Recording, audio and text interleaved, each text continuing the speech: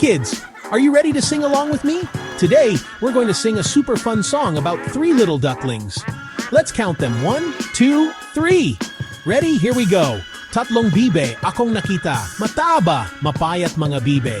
Ngunit ang may pakpak sa likod ay siyang leader na bibe. Look at them waddling. 1, 2, 3. Can you waddle like a duck? Let's sing again. Tatlong bibe akong nakita, mataba, mapayat mga bibe. Ngunit ang may pakpak sa likod ay siyang leader bibe. Quack, quack, quack. Did you hear that? That's the sound of our little ducklings. Let's sing one more time. Tatlong bibe akong nakita, mataba, mapayat mga bibe. Ngunit ang may pakpak sa likod ay siyang leader na bibe.